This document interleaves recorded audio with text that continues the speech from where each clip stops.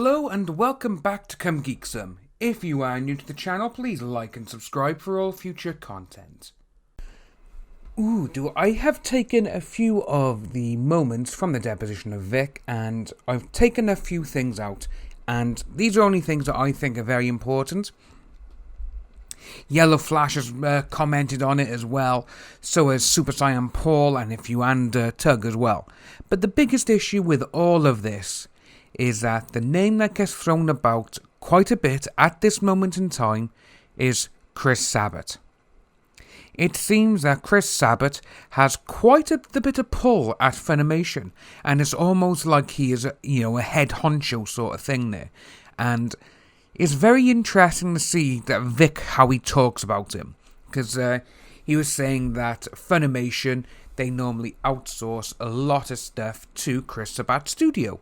And obviously Chris Sabat has his own studio, and he does take work from FUNimation. And it's very interesting to see what Vic says about all of this. So what I will be doing, I will be playing the entire clip. It's about 3, maybe 4 minutes long. And we'll do all that, and then I'll come back to the end.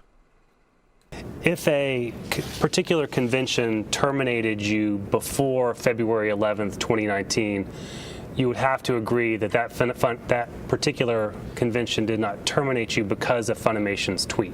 Fair? Not necessarily. Why do you say that?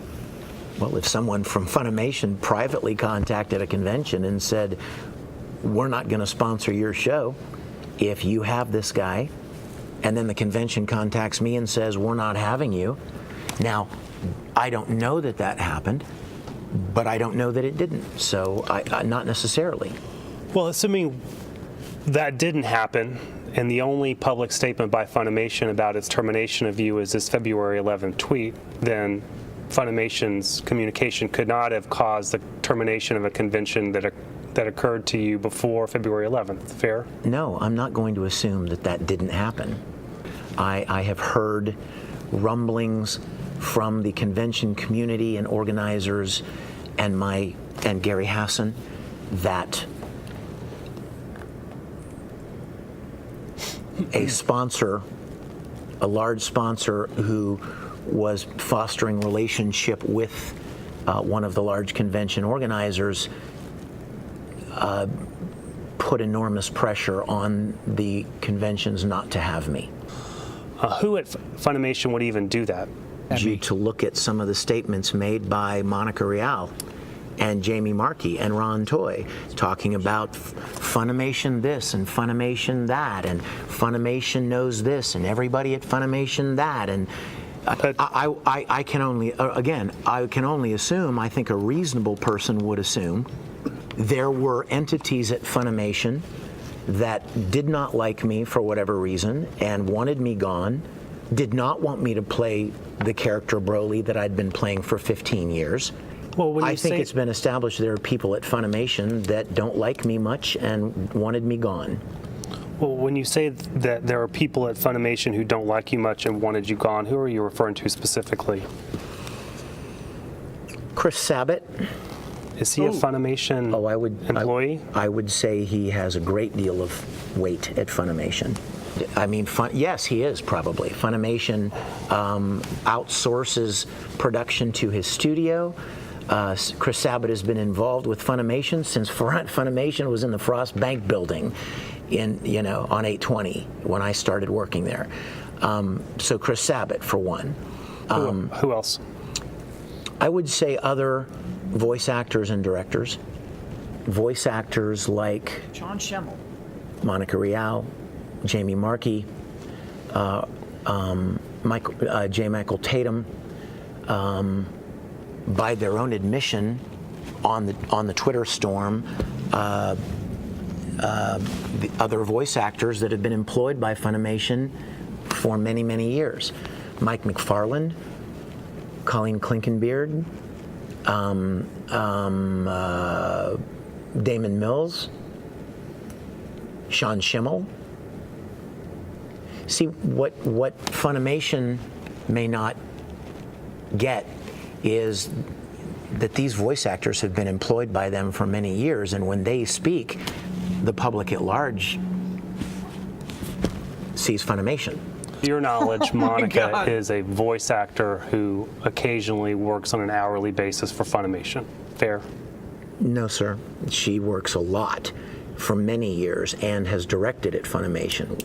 I would Similar to your relationship with Funimation that you talked about earlier. Sure. Is Ron Toy a voice actor? No, sir. What is he? What does he do for a living? I don't know. Does he have any business type of relationship with Funimation? I don't know. I don't even really know him. So do you ever go to Funimation? When you were working for Funimation, I take it you would occasionally go to their studios? Yes, sir. Did you ever see Ron there? Not to my recollection. Unless I passed him in the course of, in the hallway. He's Monica's boyfriend. That's his connection here, as far as I know. Well, what do you think of that? To me, obviously, Vic, he mentions a hell of a lot of names there.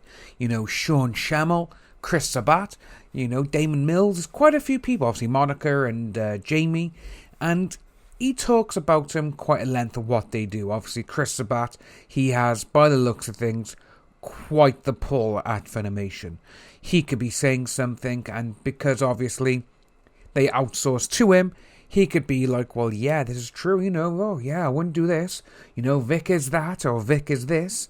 And Funimation, because obviously they outsource a lot of stuff to Chris and his studio, they could be like, yeah, we don't want to ruffle the feathers of this person. We want to keep him on our side because we want to keep outsourcing to him. We like his work, blah, blah, blah.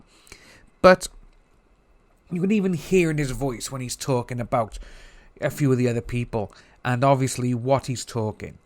At the very beginning, when he is talking about the convention and obviously people pulling, and obviously the lawyer is saying to him, well, Funimation, February the 11th is when we had the Twitter confirmation that they got rid of you. And he's like, oh, well, before that, if anything happened, surely it can't be to be done with this. But if we all go back exactly a month beforehand, on January the 10th, is when Ron and Kamea-Con was having those text messages. Or we're going to sponsor you, or we can't do it this year, we may do it next year. But then obviously a couple of days later, it's actually 12 days later, on January the 22nd, and that is when the investigation started to get going. And obviously Ron was to the Kamea-Con representative saying, yeah, with Vic being there, we're not going to do this. Monica's not going to turn up, so you got to get rid of Vic, you got to do this, you got to do that.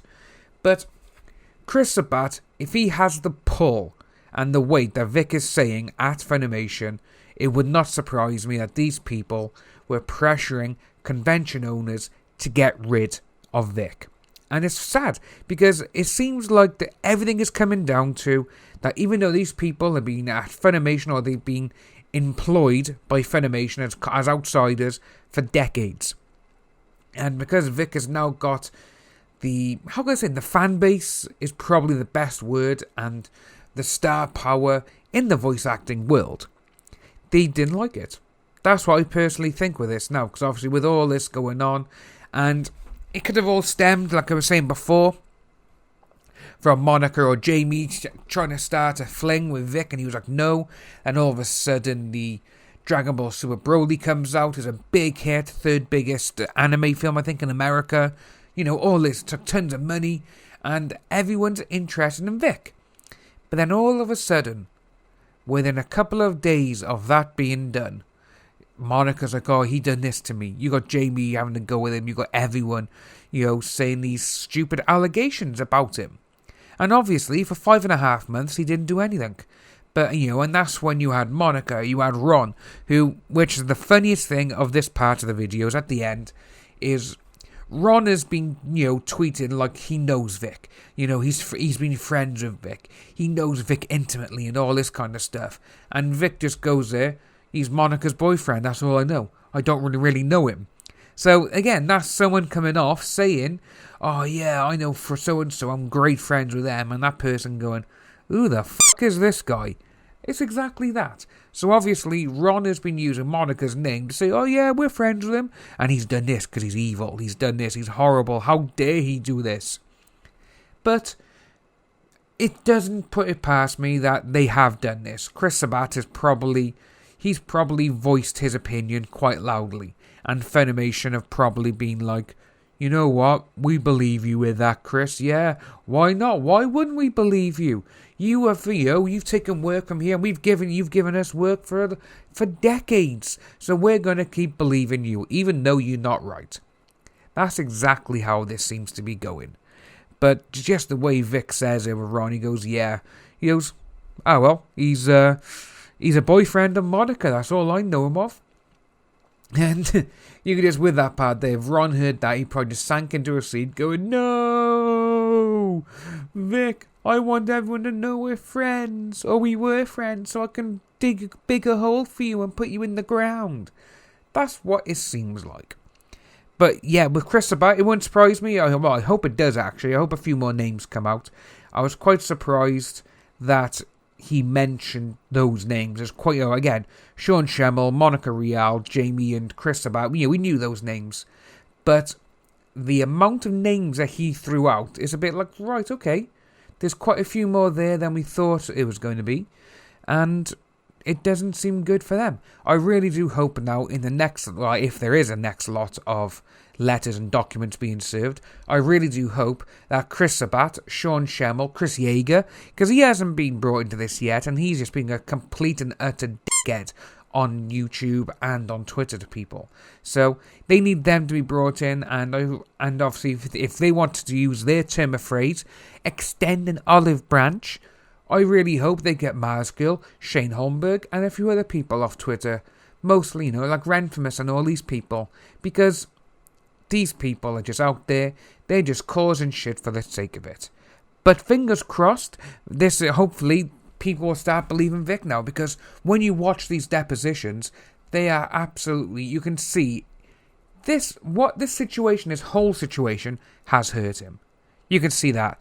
Because he's not going to be able to have that connection with his fans anymore.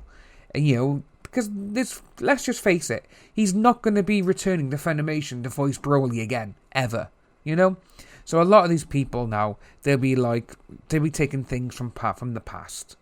A bit like how, again, it's like how, like in Star Trek, the old actors and actresses, they're going to be living on the past.